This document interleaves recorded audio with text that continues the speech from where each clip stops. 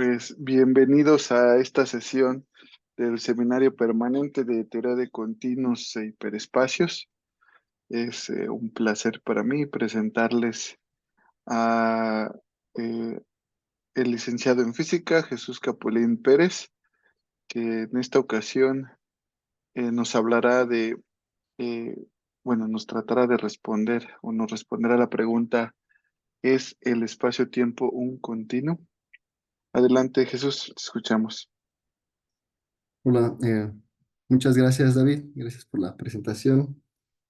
También gracias al Seminario Permanente de Teoría de Continuos e Hiperespacios por darme la oportunidad de presentar esta pequeña plática. Espero que les guste mucho, y que lo disfruten tanto pues, como yo lo hice en su momento, ¿no?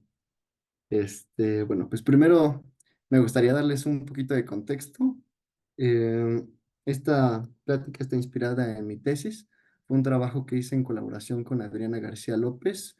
Eh, Fue una tesis conjunta y, y todo surgió porque en nuestro último semestre de licenciatura estábamos tomando un curso de relatividad y un curso de teoría de continuos, ¿no?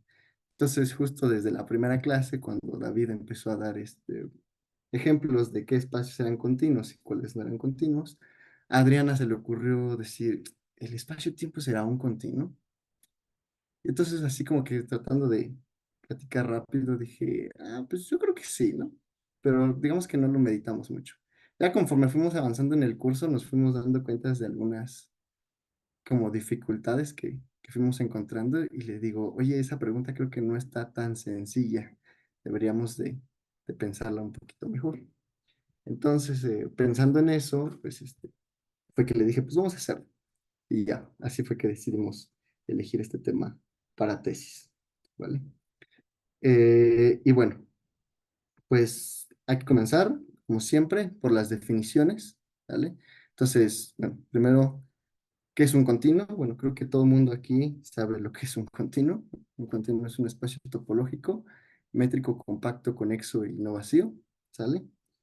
Y bueno, sin embargo, por otro lado, creo que muy poca gente sabe qué es el espacio-tiempo, entonces hay que empezar a definirlo. Cabe mencionar que el espacio-tiempo, así como en topología, los espacios topológicos son los espacios bases sobre los que trabaja toda la teoría, o en álgebra lineal, los espacios vectoriales son los espacios sobre los que se trabaja toda la teoría de la álgebra lineal. En relatividad, los espacios-tiempo fungen con esa función, ¿vale?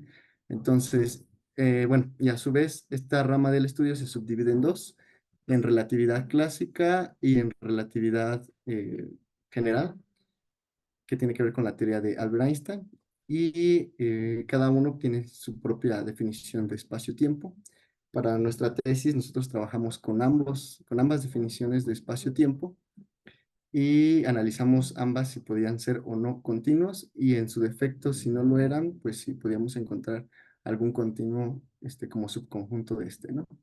Entonces, comenzando a estudiar el primer espacio-tiempo, que le llamamos espacio-tiempo newtoniano, en donde se realiza física clásica, a este lo definimos como una quinteta de estructuras, en donde las primeras dos estructuras, la M y la tau B, nos forman un espacio topológico, más aún una variedad topológica, es decir, que localmente es homeomorfa a un Rn. Bueno, para física siempre nos interesa que sea R4.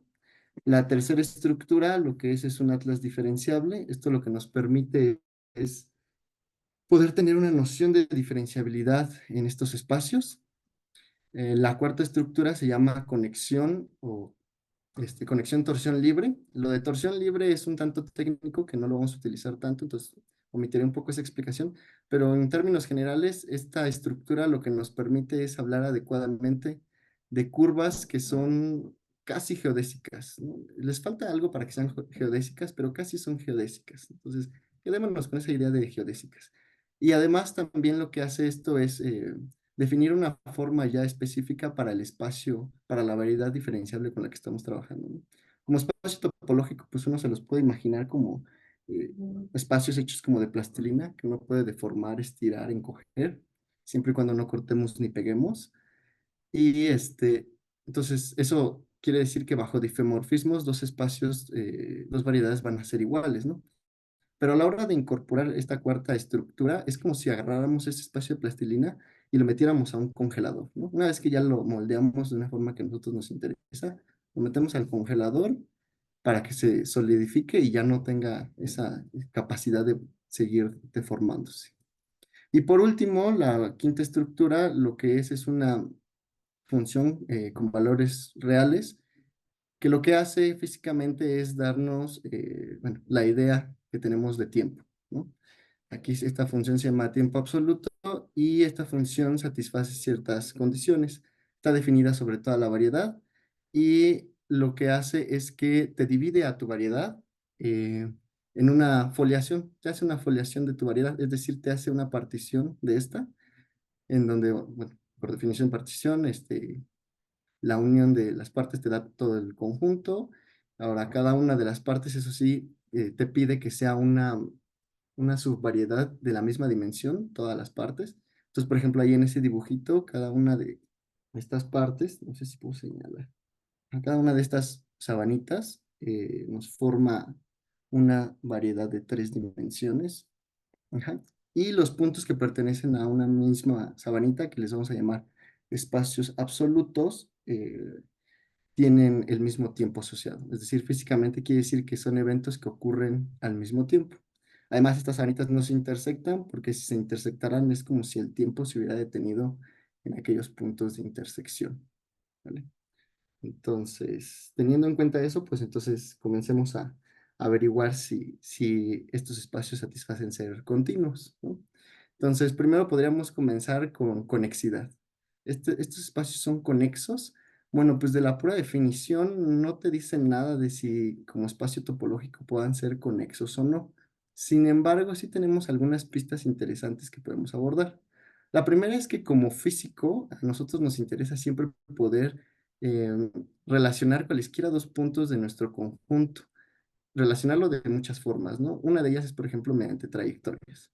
Entonces, matemáticamente eso querría decir que queremos que nuestro espacio sea conexo por trayectorias, ¿no? Ahora, como nuestro espacio-tiempo lo estamos definiendo como una variedad diferenciable, sabemos que estas son localmente conexas por trayectorias. Entonces, es una razonable que le pidamos conexidad, ¿no? Ya que sabemos que existe un teorema que te dice que si un espacio es conexo y localmente conexo por trayectorias, entonces va a ser conexo por trayectorias en su totalidad. Entonces, ese es un punto fuerte por el cual uno debería decir, ¿sabes qué? Sí es buena idea que los pensemos conexos. Además de que físicamente, si no fueran conexos, para hacer experimentos no tendríamos forma de viajar entre las distintas componentes conexas que este tendría, ¿vale? Por otro lado, también tenemos funciones que llamamos observables que se definen en todo el espacio-tiempo. Son funciones que van de la variedad m, no sé si, ahí está, ajá. Las observables son funciones m que van a los reales. Entonces siempre nos interesa que el contradominio sea un intervalito, ¿no? Un intervalito. Y que estas funciones sean al menos continuas. Entonces, eso querría decir que entonces, y que esté definido sobre todo m, claro. Entonces, así, pues, entonces m tendría que ser conexo para que siempre se satisfaga esa condición, ¿sale? Bueno. Ok, entonces, por ese lado, entonces la conexidad queda saldada y decimos, vale, yo creo que sí suena buena idea que sea conexo.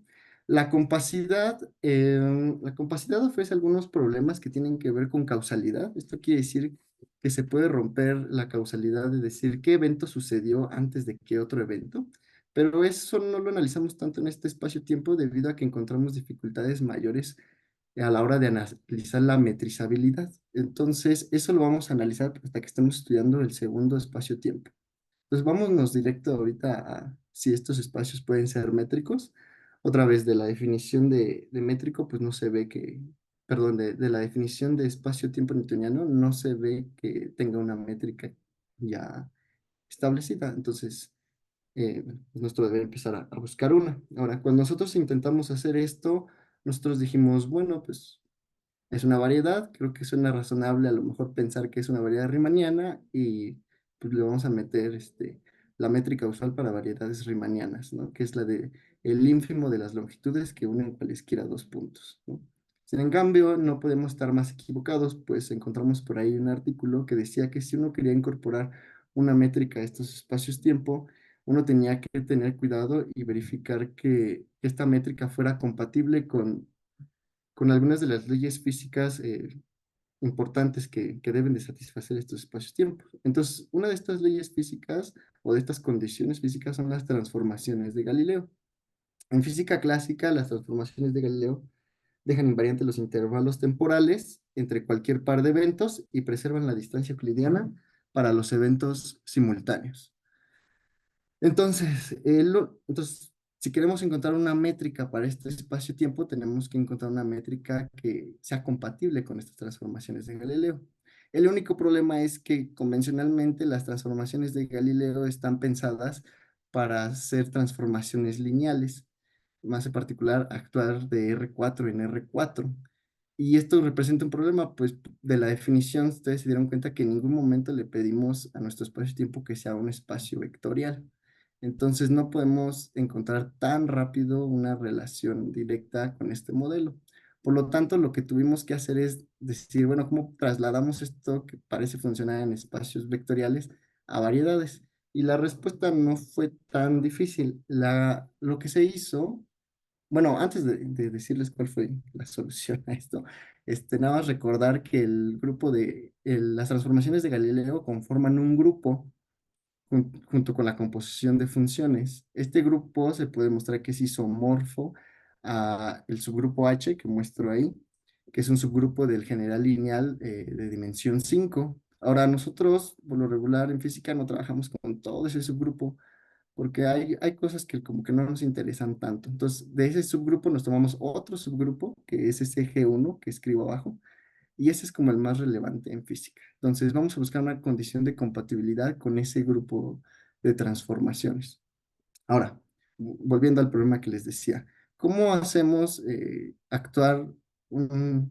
¿Cómo encontramos una condición con unas transformaciones lineales si no estamos trabajando con espacios vectoriales, sino con variedades? Bueno, pues la respuesta la encontramos en que las variedades, aunque no sean espacios vectoriales, puntualmente, bueno, en un punto, uno siempre puede definir algo que se llama el espacio tangente. Entonces, voy a hacer aquí un dibujito. Si esta, por ejemplo, de aquí es mi variedad, ¿vale? Y yo me tomo cualquier punto de esta, entonces uno siempre puede definirle a este punto un espacio tangente. Y se puede probar, de hecho probamos que ese espacio es un espacio vectorial, ¿vale? Pues aquí ya podemos tomar vectores, ¿vale? Entonces lo que hacemos fue meter las transformaciones de Galileo no sobre la variedad, sino sobre los espacios tangentes, ¿vale? Bueno, aquí propusimos esta definición para poder incorporar esto. Esto lo único que nos dice es que si yo tengo, por ejemplo, no voy a entrar en tanto tecnicismo por la cuestión de tiempos, pero aquí la idea básica es que las transformaciones de Galileo, lo que queremos es que nos hagan un cambio de base. Entonces, por ejemplo, esos vectores, bueno, esas parciales que aparecen ahí son vectores, ¿no? Para los que sepan un poco de geometría riemanniana, pues no les va a ser raro que las parciales forman parte de este espacio vectorial y forman una base. Entonces, lo que estamos haciendo es hacer un cambio de base mediante las transformaciones de Galileo. Así, por ejemplo, de esa base azul, nos gustaría pasar a esta base naranja, ajá, mediante una transformación de Galileo. ¿Vale? Ahora, ok. Entonces, antes de continuar, ahora, ya tenemos dónde vamos a poner las transformaciones de Galileo en nuestro modelo de variedad. Lo que sigue es decir, bueno, ¿y eso cómo lo voy a relacionar con con una métrica? Bueno, para relacionarlo con una métrica, otra cosa que nos gustaría mucho hacer, que se hace en variedades, es relacionarlo con algo que se llama un tensor métrico. Un tensor métrico no es otra cosa más que una función que está definida sobre todos los espacios tangentes de nuestra variedad, ¿no? Digamos, por ejemplo, aquí. A este espacio tangente, ¿sale? La función tensor métrico lo que hace es asignarle un producto interior, ¿vale? Y como tenemos un espacio vectorial, podemos hablar de un producto interior. Más en general es una forma bilineal, simétrica, pero por lo regular le siguen llamando un producto interior. Entonces, este producto interior, ¿para qué lo queremos? Lo queremos porque, así como en cálculo se utilizaban las integrales de línea para calcular longitudes de curvas, o de funciones sobre curvas, igual aquí queremos hacer eso, ¿no? Trazar una curva sobre nuestra variedad y poder definir su longitud en términos de este tensor métrico, ¿no? Que es como nuestro producto interior. Así, entonces, bueno, ya tenemos un tensor métrico relacionado con el espacio tangente. Entonces, lo que vamos a buscar es un tensor métrico que satisfaga ser compatible con las transformaciones de Galileo en cada espacio tangente. Eso se expresa de la siguiente manera. Se puede demostrar que los tensores métricos satisfacen ser también un espacio vectorial. Entonces, al ser un espacio vectorial, podemos hablar de componentes del vector, ¿no? Componentes del tensor métrico por ser un vector. Entonces, lo que buscamos es que las componentes de, de este tensor métrico transformen de esta forma, ¿no? Cada vez que yo haga un cambio de base utilizando transformaciones de Galileo, yo quiero que sus componentes transformen de esta manera. Ahora, espérame. Ok, sí. Espero que no los haya perdido hasta aquí.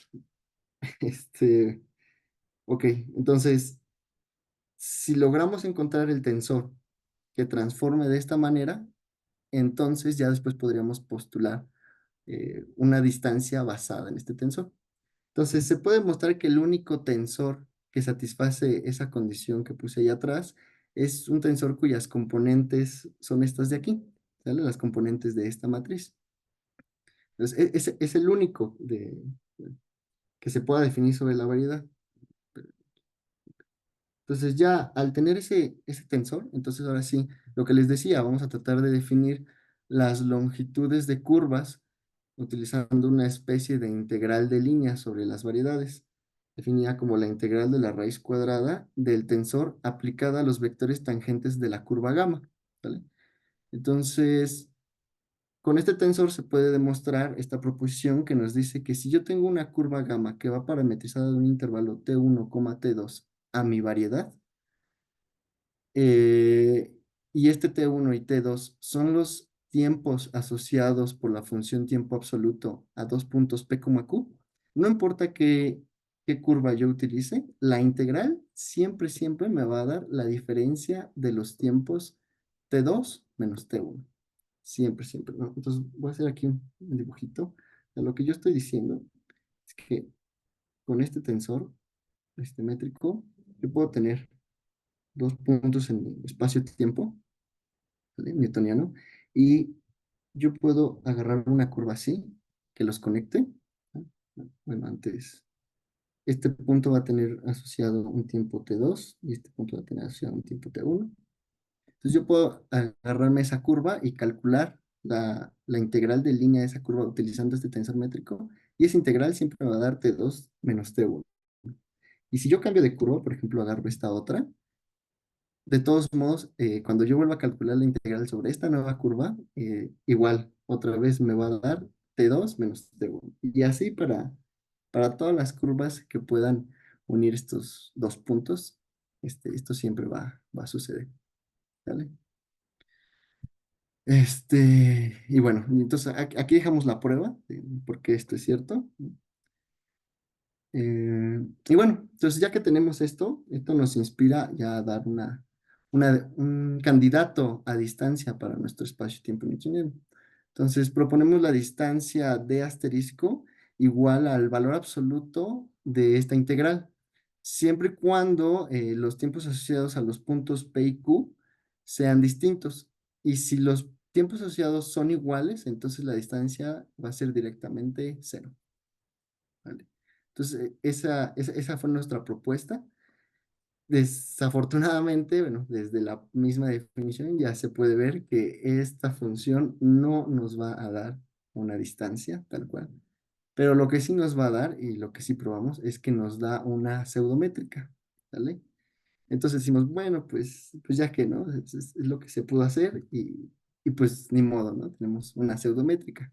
Pero pues no hay que ponernos triste, ¿no? Hay que trabajar con ella y ver qué se puede hacer, ¿vale? Entonces, llegado a este punto, pues como necesitamos que estas métricas definidas sobre los espacios-tiempo siempre sean físicamente eh, compatibles, bueno, relevantes, físicamente relevantes, digamos que son pocos los caminos que se pueden seguir para encontrar una distancia con esas condiciones. Así, decidimos ya no explorar otras opciones, quedarnos con esta y decir, bueno, ok, todo el espacio-tiempo ya no resultó ser métrico, por lo tanto ya tampoco va a poder ser un continuo, pero sí podemos llegar a ver si tenemos algún conjuntito por ahí que sea, que sea un continuo, que esté contenido dentro. Entonces, bueno, aquí puse un dibujo de por qué esto es una pseudométrica, ¿no? Ahí, por ejemplo, el punto R y S pertenecen a espacios absolutos distintos, tienen tiempos distintos asociados, entonces su distancia va a ser mayor que cero, mientras que, por ejemplo, la distancia entre P y Q es igual con cero, y eso es menor que la distancia de P a L más la distancia de L a Q, ¿vale? Ok, entonces, entonces, ya no resultó ser métrico. Pero vamos ahora a ver si podemos encontrar algún continuo que esté por ahí dentro metido. Pues resulta que sí, existen un tipo de curvas que se llaman curvas futurodirigidas, ¿sale? Este tipo de curvas tienen la particularidad de que solamente atraviesan a cada espacio absoluto a lo más una vez, ¿no? Y además están como que parametrizadas como hacia arriba, ¿no? En una dirección futura. De hecho, por eso se llaman futurodirigidas, ¿no? Y bueno, estas curvas resulta que son continuos, ¿no? Van a resultar ser continuos, pues al atravesar nada más una única vez cada espacio absoluto, cuando yo compare cualesquiera dos puntos que pertenezcan a la curva, o me va a dar cero si los puntos son iguales, o me va a dar mayor que cero, ¿vale? Entonces, este resultadito nos inspiró a dar la siguiente definición, como para englobar a todos este tipo de conjuntos. Proponemos la definición de un espacio pseudolocalmente continuo. Entonces decimos que un espacio X, tau es un espacio X, tau, topo, un espacio topológico X, tau, decimos que es un espacio pseudolocalmente continuo si para cualquier punto P en X existe un continuo subconjunto de X tal que P pertenece a este continuo, ¿no? Y bueno, como ejemplo y proposición, pues enunciamos que todo espacio-tiempo newtoniano dotado de la pseudométrica de asterisco es un espacio pseudolocalmente continuo. Y aquí dejamos la demostración, pero básicamente la demostración es lo que les dije, ¿no? Se puede probar que para cualquier punto, para cualquier punto P, en tu espacio-tiempo newtoniano, siempre existe una curva futurodirigida que pasa por él, sin importar si ese punto pertenece, por ejemplo, a los extremos. Si se dan cuenta, en la definición que proponemos, solamente pedimos que sea un subconjunto, no una vecindad, por ejemplo. Entonces, de esta manera, pues, cualquier curva futuro dirigida que pase por el punto, pues ya hace que se satisfaga la condición. Ahora, llegado a este punto, a mí esta parte se me hizo como muy, muy interesante, puesto que mucha gente que, por ejemplo, no sabe mucho de espacio-tiempo, muchas veces cuando escucha la palabra espacio-tiempo lo relaciona con R4. Dice, sí, vas a hablar de espacio-tiempo, es R4 con la topología usual y la métrica usual, ¿no? Y entonces, existen muchos trabajos en donde se muestra que no necesariamente es R4, que existen diferencias importantes, pero este resultado que nosotros encontramos es otra más, ¿no? Es otra evidencia más de que uno no debe de irse con la finta de que el espacio-tiempo siempre es como R4. ¿Por qué lo digo? Porque, por ejemplo, en R4, todos los arcos que se queden contenidos van a ser continuos, todos. Y, por ejemplo, aquí en nuestro espacio-tiempo newtoniano, no todos, solamente las curvas futurodirigidas, ¿no? Solamente esas van a ser continuos. Si yo, por ejemplo, trazo una curva cuyos puntos pertenezcan todos a un mismo espacio absoluto, ese no va a ser un continuo. O que tenga al menos dos que pertenezcan a un mismo espacio absoluto, ese no va a ser un continuo, ¿no? Por ejemplo, en este de acá, la curva que une a P con L y con Q, toda completa, esa no es un continuo, ¿no? Sin en cambio, la que une a R con S, esa sí que es un continuo. Bueno, entonces, pues ya, ese fue el primer resultado que encontramos. Ahora, eh, este resultado lo encontramos a partir del tensor métrico compatible con las transformaciones de Galileo. Sin en cambio, este tensor métrico compatible no termina de reproducir todas las condiciones que las transformaciones de Galileo representan, ¿vale? Le falta la condición de que nos permita definir una distancia euclidiana sobre espacios absolutos, ¿no? Sobre un mismo espacio absoluto, para puntos en un mismo espacio absoluto. Esto solo te sirve como para relacionar puntos que están en espacios absolutos distintos, ¿no?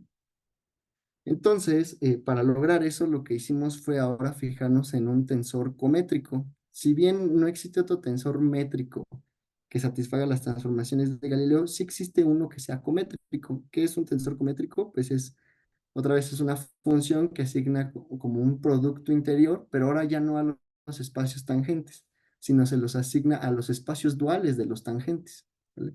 De esta manera, entonces, uno puede encontrar este tensor cométrico H, cuyas componentes H1 son representadas por las componentes de esta matriz.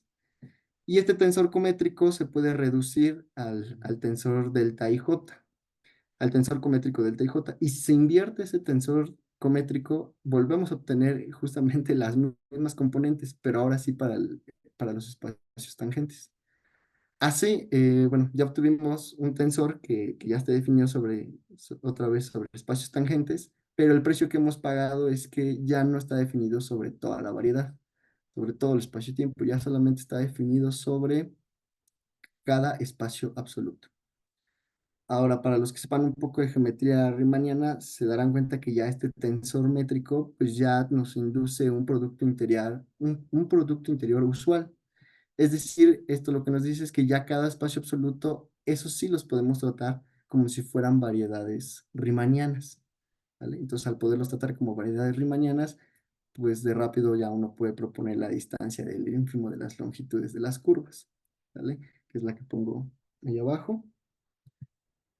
Y bueno, entonces esto nos inspira a dar una nueva definición, la definición de localmente continuo, y esta dice que un espacio métrico con la topología inducida por la métrica, decimos que es un espacio localmente continuo si para cada punto P en X existe una vecindad de P, tal que B es un continuo, ¿no?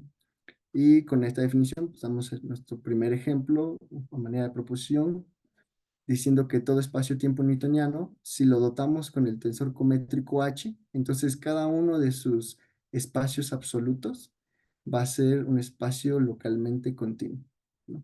Aquí la prueba no la incluyo, pero es realmente muy sencilla, puesto que cada uno de los espacios absolutos son variedades de dimensión 3 isométricas a R3.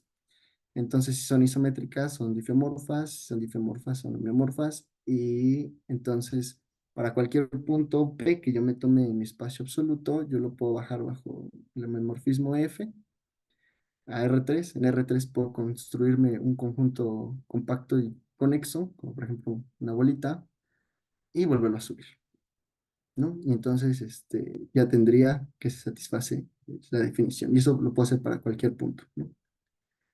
Y pues bueno, y con esto pues concluyo la primera parte, ¿no? De la charla. Me estoy dando prisa porque no sé cuánto tiempo llevo. Si de repente se me acaba el tiempo, pues párenme. Y bueno, ya nada más a manera de concluir, eh, para los que los perdí un poco, es que encontramos que un espacio-tiempo newtoniano no es un continuo, pues no es posible dar una métrica sobre todo el espacio-tiempo que sea compatible con las transformaciones de Galileo.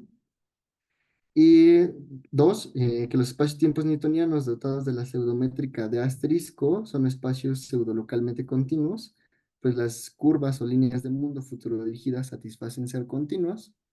Y tres, que los espacios absolutos de cualquier espacio-tiempo newtoniano son localmente continuos, bueno, siempre y cuando esté dotado del tensor cométrico H.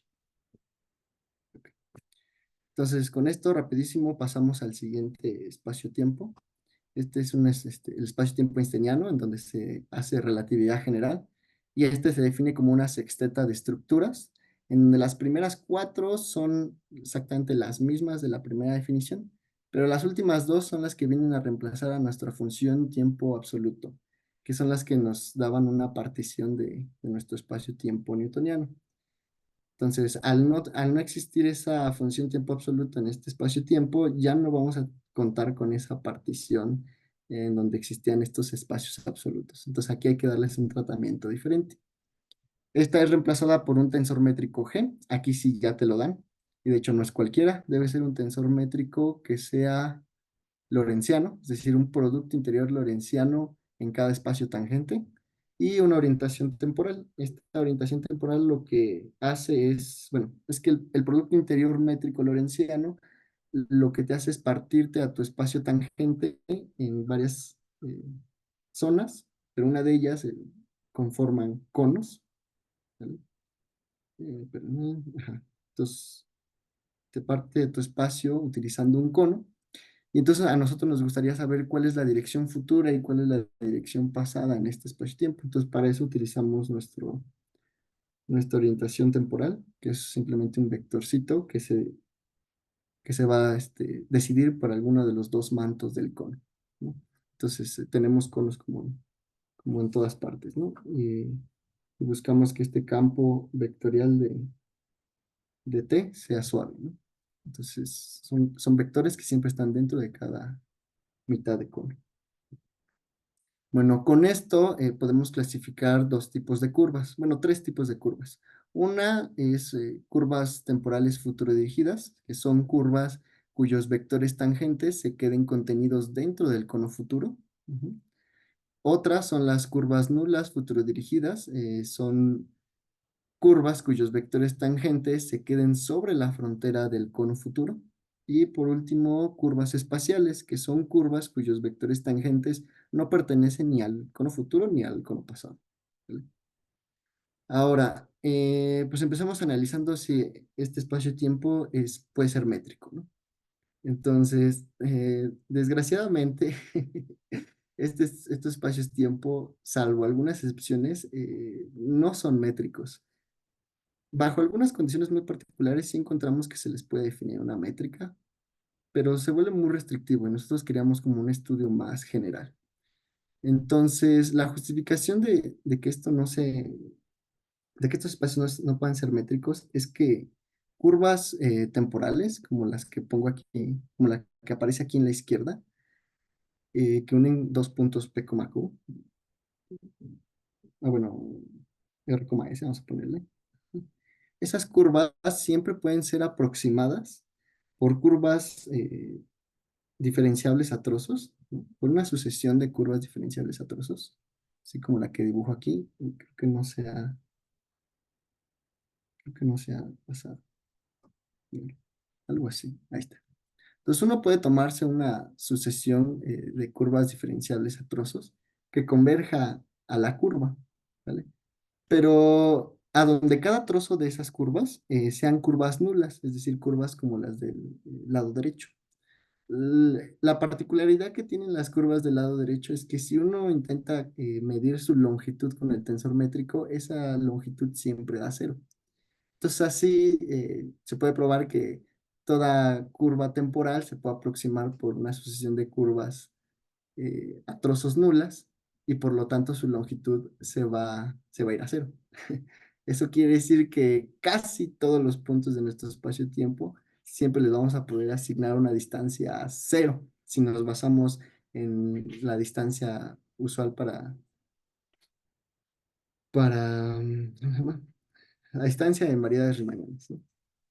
Por lo tanto, definir una métrica en estos espacios se vuelve realmente complicado. Así que lo que nosotros hicimos fue darle la vuelta al problema y decir, bueno, entonces ya no veamos si son continuos, vamos a ver mejor si son continuos de Hausdorff, ¿no? Entonces, nada más recordando, un continuo de Hausdorff es un espacio topológico que es Hausdorff, conexo y compacto, ¿vale?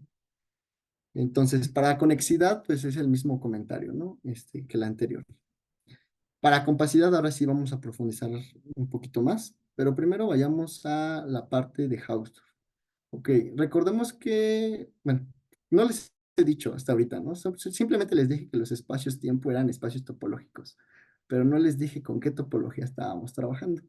Entonces, con la topología con la que uno trabaja estos espacios es esta de acá, que es la que nosotros llamamos topología de variedad, ¿vale? Estos son los subconjuntos de la variedad, tales que cuando yo los bajo bajo la función phi, eh, perdón, cuando yo bajo la intersección de estos conjuntos con con un abierto U bajo la función phi, donde phi y u componen una carta en mi atlas diferenciable, entonces esta imagen resulta ser un abierto en R4, ¿vale? Entonces esa es la topología con la que estamos trabajando, la topología de variedades.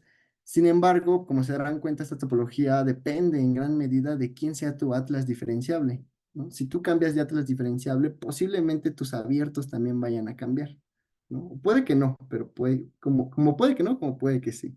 Y más aún, aunque no cambiaran, la forma que estos abiertos puedan tener eh, puede ser, pueden ser muy caprichosas. Entonces, no sé, tratar de averiguar si estos espacios son Hausdorff o no, puede ser complicado. Por lo tanto, muchas veces los geómetras asumen que todas las variedades son Hausdorff, ¿vale? Entonces, por ese lado, pues diríamos, bueno, entonces ya acabamos, ¿no? Ya tenemos que, como el espacio-tiempo es una variedad, pues esto es Hausdorff, ¿no? Entonces, al tener esa situación, dijimos, bueno, pues ya que tenemos que es Hausdorff, pues al menos vamos a esforzarnos en tratar de dar una interpretación física de qué significa que el espacio-tiempo einsteiniano sea Hausdorff. Pero otra vez, ¿no? Nos volvemos a topar con el problema de que los abiertos pueden ser muy extraños, entonces dar una interpretación física puede ser complicado. Por lo tanto, lo que hicimos fue recurrir a otra topología, ¿no? Investigamos sobre otras posibles topologías que se puedan introducir en los espacios-tiempo y encontramos una que se llama la topología de curvas de Alexandrov, cuya base, o que tiene como una base a los conjuntos I más de P, intersección I menos de Q. Más adelante voy a explicar quiénes son estos conjuntos. Entonces, bueno, esta topología nos es de interés, pues está basada en algo que se llaman las condiciones de causalidad y cronología, y estas están basadas directamente con el tensor métrico, el cual está relacionado con medir longitudes. Por lo tanto, esta topología como que te da, por ejemplo, también una noción más de relación entre topología y distancia, ¿no? Aunque no tengamos en sí una distancia, pero al menos sí tenemos por ahí longitudes. Entonces, lo que vamos a tratar de ver es a- averiguar si la topología de variedad, que es la que escribo arriba, es exactamente la misma que la topología de curvas de Alexandrov, que tiene como base esa intersección de conjuntos. Entonces, para hacer esto, pues primero vamos a tratar de entender quiénes son esos conjuntos que me forman la base para la topología de Alexandrov. Híjole, esto tenía colores, pero no se ve muy bien. Bueno, para poder entender quiénes son estos abiertitos, primero hay que entender quiénes son el I más de P y el I menos de P. Entonces, si yo me fijo en mi espacio-tiempo, es ese, y me tomo un punto cualquiera P, ¿vale? Entonces, yo me puedo fijar o yo me puedo preguntar cuáles son los posibles puntos a los que P podría viajar, ¿no? Es decir, a los cuales tiene acceso mediante una curva que sea nula o una curva temporal futuro dirigida. Y lo mismo, ¿no? ¿Qué puntos atrás de él forman su pasado? Es decir, ¿qué puntos los puedo relacionar mediante una curva nula o temporal, pero pasado dirigido? Entonces, aquí en el dibujito, los puntos, bueno, hago aquí como que acoto una región de mi espacio-tiempo. No sé si se alcance a ver aquí. Pero bueno, estas líneas punteadas que aparecen aquí, ¿sí? Son líneas que solamente pueden ser alcanzadas por partículas que no tienen masa, ¿no? Partículas de luz, básicamente. Y todo lo que está en el interior, todos los puntos ahí adentro, esos sí que pueden ser alcanzados por cualquier otro tipo de partícula que sí tenga masa, ¿vale? Entonces, definimos a I más de P como el interior de esa zona acotada por las rayas punteadas, y como al J más de P, como el interior, unión, la frontera, ¿no? Es como si fuera el interior y su cerradura. De hecho, vamos a ver que sí es el interior topológico y su cerradura. Y el pasado, pues igual, de manera análoga, ¿vale? Entonces, la topología de Alexandrov lo que nos dice es que uno puede utilizar estos conjuntitos para formar una base, la cual lo único que hace es decir, bueno, tómate dos puntos, vamos este de acá, este lo voy a llamar P y este lo voy a llamar Q. ¿Sí? Fíjate en uno de ellos en su pasado causal y fíjate en el futuro del otro. ¿Ah? Si se intersectan o la intersección de estos, este, van a formar una base, ¿no? Entonces, digamos que yo puedo tapizar a todo mi espacio-tiempo como con muchos rombitos, ¿no? Forman una base para el espacio-tiempo. ¿Ok? Ahora, como les decía, nos interesa ver si esta topología de curvas de Alexandrov es equivalente a la topología de variedad con la que nosotros veníamos trabajando. Para hacer esto necesitamos introducir este concepto, entre otros más, pero creo que este era el más relevante. Este es el concepto de vecindad causalmente convexa. Entonces decimos que un espacio, no, nos tomamos un espacio-tiempo einsteiniano, decimos que un subconjunto de él es causalmente convexo si no intersecta a ninguna curva no espacial en un conjunto desconexo, ¿no? Entonces, por ejemplo, aquí tenemos algunos ejemplos. Por ejemplo, esta de acá, si suponemos que esta curva de aquí es una curva no espacial, pues estaría intersectando a este conjuntito así intuitivamente, ahí en dos pedacitos, dos segmentos de curvas, por lo tanto, no va a ser causalmente convexo. Por ejemplo, el de aquí abajo, este de acá, esas ahí solo dibujé unas curvas no espaciales, pero ahí la idea es de que si yo tengo ese conjunto y todas las curvas no espaciales que lo atraviesan se comportan como de manera similar, es decir, solo lo atraviesan intuitivamente una vez, entonces esa vecindad es una vecindad causalmente convexa, ¿sabe? Bueno, con esto en mente podemos definir lo que es un espacio fuertemente causal. Entonces decimos que un espacio-tiempo einsteiniano es fuertemente causal en un punto P si existe una base local de vecindades de P que sean causalmente convexas. Y decimos que el espacio-tiempo es fuertemente causal en todo, si es fuertemente causal pues, en todos sus puntos, ¿no? Ahora, ¿por qué queremos esto? Porque pues nosotros probamos que un espacio-tiempo einsteiniano va a ser fuertemente causal si solo si la topología de variedad es equivalente a la topología de curvas de Alexandrov, ¿vale? Entonces, solamente en el caso en el que la topología de variedad sea equivalente, perdón, solamente en el caso en el que los espacios-tiempos sean fuertemente causales, la topología de Alexandrov va a ser equivalente a la topología de variedad. ¿Ok? Entonces, a partir de ahorita, vamos a estar trabajando nada más en estos espacios. Entonces, en estos espacios, eh, como las topologías coinciden, entonces podemos dar una interpretación de los axiomas de separación en términos como un poquito más físicos, ¿no? Entonces, como supusimos que nuestros espacios-tiempo van a ser Hausdorff, entonces, pues si son Hausdorff, son T1 y también van a ser T0. Entonces, vamos a empezar a dar una explicación primero para T0, que es el primer dibujo, los primeros dos dibujos, luego para T1 y luego ya finalizamos con T2, ¿no? Entonces, si el espacio es un espacio T0, quiere decir que para cualesquiera dos puntos distintos, P, Q, siempre existe un abierto, en este caso un básico de Alexandrov, que se puede ver así como está aquí, tal que contiene a uno de los puntos, pero no contiene al otro, ¿no? ¿Pero eso qué quiere decir? Bueno, eso querría decir que no puede existir una curva, ajá, que conecte al punto omega con el punto Q con el punto Z, que sea una curva temporal, ¿no? Es decir, que la pueda recorrer alguna partícula que tenga masa, ¿no? De hecho, bueno, sí, sí, no puede existir ninguna. Aquí es que, como ya no se ven los colores, pero la había puesto en rojo, ¿no? La había puesto en rojo como enfatizando que no existen, ¿no? No pueden existir. Pero lo que sí puede existir es una curva, bueno, podría pasar que el punto Q no esté tan alejado del punto P, ¿vale? Que el punto Q se encuentre sobre la cerradura de mi abierto, es decir, como en la fronterita, ¿no?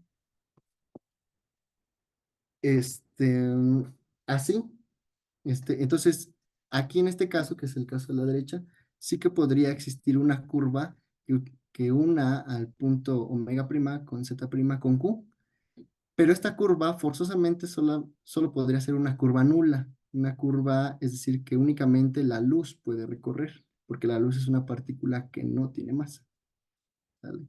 Entonces, esa sería una interpretación del axioma T0. Para el axioma T1 pasa algo similar, ¿no? Otra vez, no pueden existir curvas que puedan recorrer partículas con masa que te unan a W con Q y con Z, lo mismo para W', Z' y P, pero sí podría pasar que, otra vez, que Q sí podría ser alcanzado por un rayo de luz, ¿no? Y si está lo suficientemente cerca de P, podría uno aproximarse tanto como quiera utilizando curvas temporales, curvas que puedan recorrer partículas con masa, pero nunca llegar a tocar a Q. O sea, nos podemos acercar tanto como queramos sin nunca llegar a Q, con curvas temporales. Con curvas nulas, que son las de la luz, es así. Y entonces ya con esto finalmente uno puede dar una interpretación para el axioma T2, que te dice que, bueno, para dos puntos distintos siempre van a existir entornos alrededor de él que van a estar totalmente desconectados en el sentido que no se van a poder comunicar ni siquiera enviándose señales de luz, ¿no? Entonces, ¿qué es lo más rápido que puede viajar en el universo, ¿no? Entonces, esa fue la interpretación a los axiomas de separación que nosotros propusimos y pues ya corro porque si no me acaba el tiempo, ya que se acabó. Ya para finalizar, entonces ya nada más nos falta analizar si los espacios-tiempo pueden ser compactos. Entonces, para esto definimos lo que es un espacio-tiempo cronológico y esto lo único que quiere decir es que un espacio-tiempo es cronológico si para todo punto Pn, P no se encuentra en su futuro cronológico, ¿no? Es decir, que no pueden existir curvas, por ejemplo, que sean así, que este sea mi punto P, que este sea su futuro cronológico, y que de alguna forma exista una curva que vaya ahí por dentro y que se cierre este, sobre sí misma, ¿vale? Que sea recorrida en esta dirección. Entonces, si existen ese tipo de curvas, entonces el espacio no es cronológico.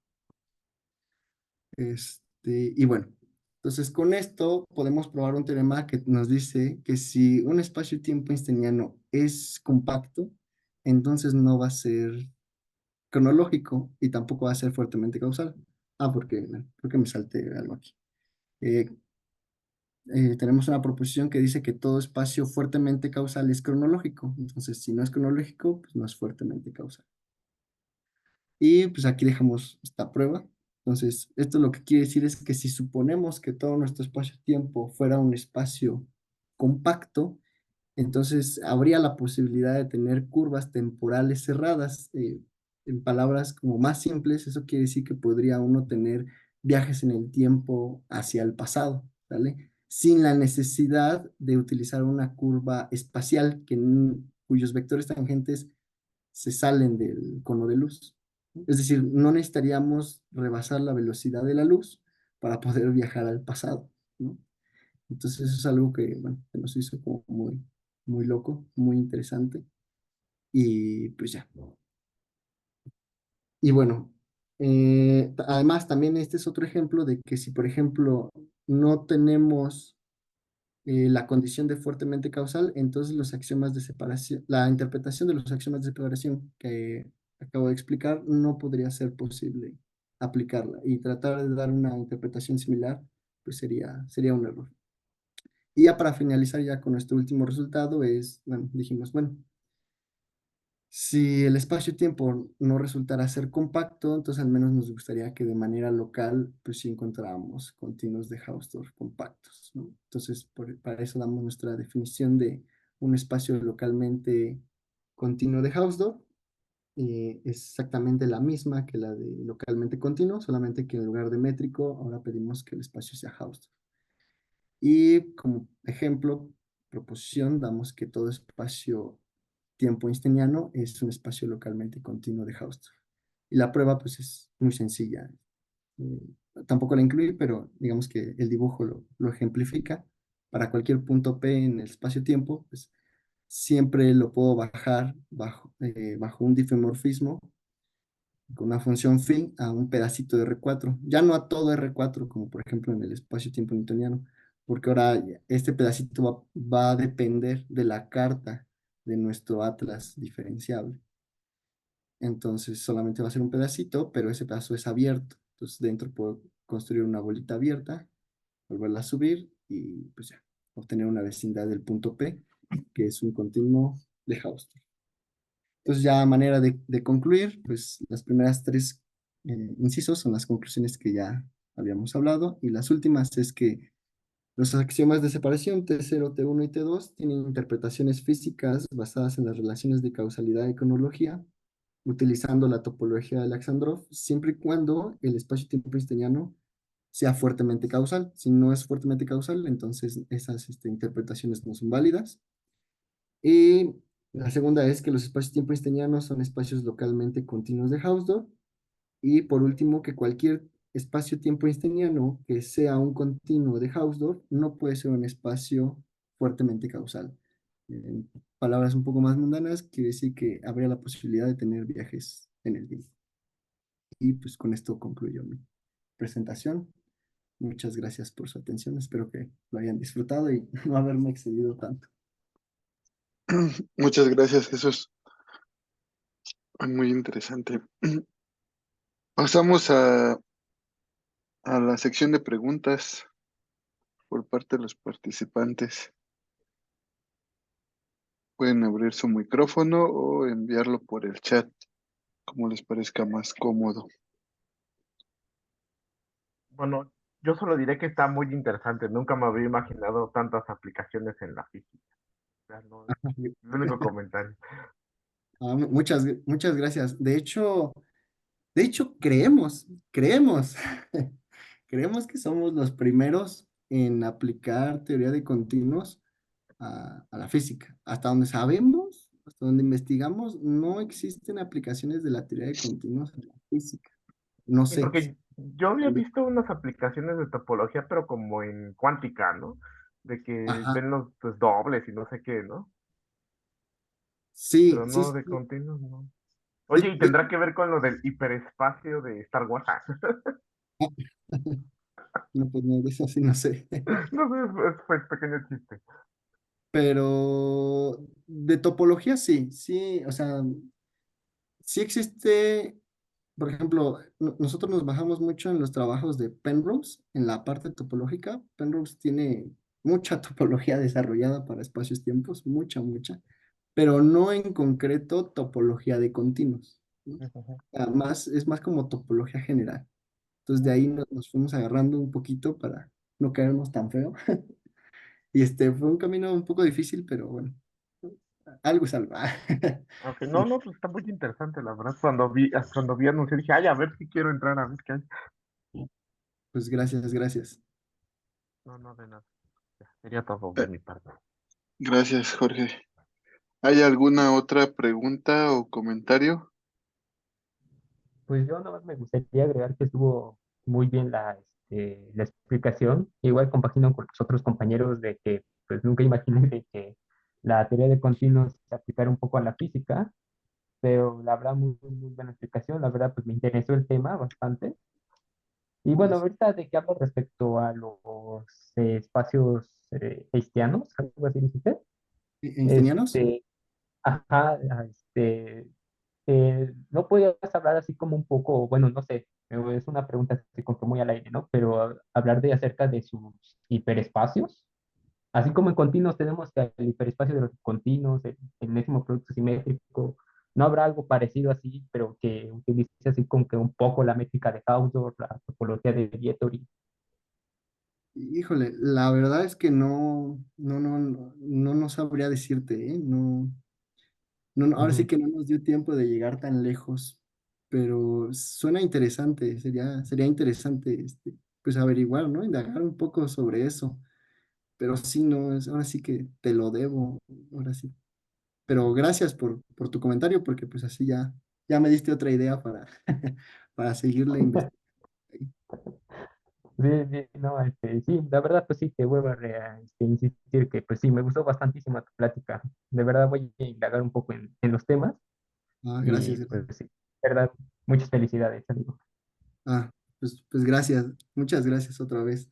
Espero no haberlos mareado, sobre todo en la última parte, que ya sentí que me agarraban las prisas y expliqué ya, siento más rápido, pero bueno, pero gracias por sus comentarios. Gracias, Alberto. Yo tengo una pregunta, no sé si alguien más, ¿esperaban buscar o buscaban, así, esperaban o buscaban encontrar algo de lo poco mucho que conoces de continuos en estos espacios tiempo haciendo este estudio? O sea, ¿buscaban algo en particular o solamente era, a ver, los vamos a estudiar, que de por sí ya es interesante? Este, pues es que cuando empezamos a pensar este tema para la tesis, pues teníamos muchas ideas. Nuestro plan era muy ambicioso, de hecho, en sí como que a lo que nosotros nos hubiera gustado más, es ver si había aplicación de homotopías y no, ¿cómo se llaman? Pseudomotopías, sí, homotopías y pseudomotopías, precisamente a aplicación a agujeros negros, ¿no? Por la cuestión de que pues, se parecen mucho, ¿no? Se está contrayendo el espacio, y entonces uno de los propósitos era ver si podíamos dar un modelo con homotopías y pseudo-homotopías para modelar agujeros negros, pero conforme fuimos avanzando nos dimos cuenta que no sabíamos prácticamente nada, ni de espacio-tiempo ni de continua, y entonces nos tocó pues trabajarle mucho. Tan solo entender la definición de espacio-tiempo, nos costó muchísimo, digo, ahorita se las platiqué así como muy rápido, pero en la tesis se compone de 5 capítulos. Los primeros 3 capítulos explicamos desde topología, desde la definición de topología hasta la definición de tensor métrico, conexión, variedad diferenciable.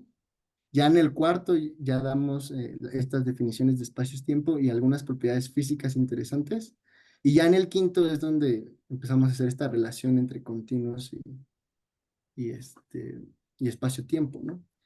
Pero, no, sí, es que es mucho material, realmente es todo un mundo y queríamos llegar más lejos, pero al final lo único que pudimos hacer fue quedarnos con la pura definición de continuo prácticamente. Y bueno, tratar de dar esta interpretación de los axiomas de separación T0, T1 y T2, ¿no? Realmente eso fue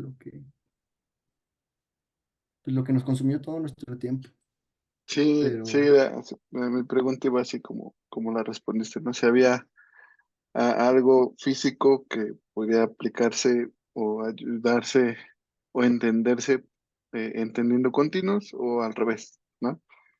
Este, algo en continuos que pueda entenderse a partir de la parte física. Muchas gracias, Jesús. ok, sí, espero haber respondido bien Sí, tus preguntas. gracias. Sí, sí, me respondiste bien. Este, ¿Alguna otra pregunta o comentario para Jesús? Creo que ¿Alguien? Felipe Pérez está alzando. Sí, adelante, Felipe, te escuchamos. Sí, muchas gracias. Igual quería felicitarte por tu plática, la verdad me interesó bastante. Es un tema que alguna vez por ahí lo había pensado, pero pues para nada no conozco en absoluto cómo responder esa pregunta, entonces por ahí quedó. Este, mi pregunta va sobre, creo que, corrígeme si me equivoco, dijiste que si el espacio y tiempo fuera un continuo, serían posibles los viajes en el tiempo, sin necesidad, sin tener problemas con la velocidad de la luz, ¿verdad?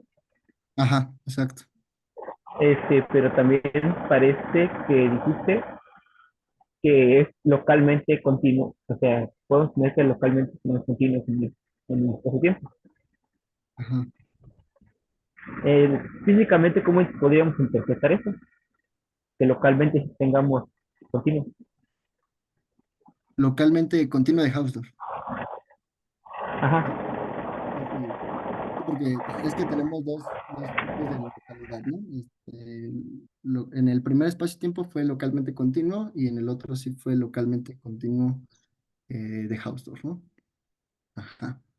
Físicamente, ¿cómo podríamos interpretar eso?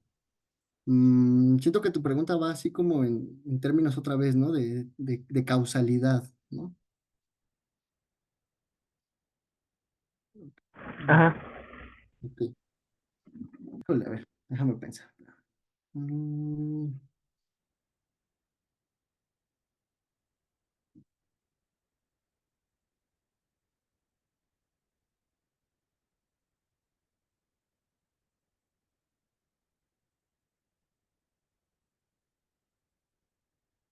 ya lo tengo.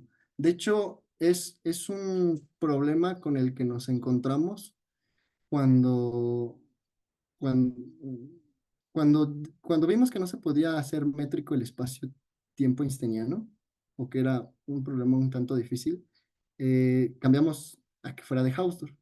Entonces, nosotros lo que queríamos hacer era probar que dado un espacio-tiempo einsteiniano, a lo mejor con ciertas condiciones, siempre iba a ser de Hausdorff. Y nos encontramos con varios problemas que no se podían solucionar, ¿no? Que no había de otra más que hacer lo que en geometría se hace, que es asumir que la variedad es Hausdorff, ¿sale? Entonces, yo creo que uno de esos problemas era precisamente poder saber si se podían separar cualesquiera dos puntos en el espacio-tiempo, ¿no? Lo suficientemente alejados como para que no pudieran comunicarse ni con luz, ¿no? Entonces, al obtener el resultado de que es localmente continuo de Hausdorff, podemos asegurar que adentro siempre vamos a poder encontrar dos puntos y dos abiertos que los contengan, ¿vale? Que no van a poderse comunicar nunca, que nunca se van a conocer, vaya. Ajá.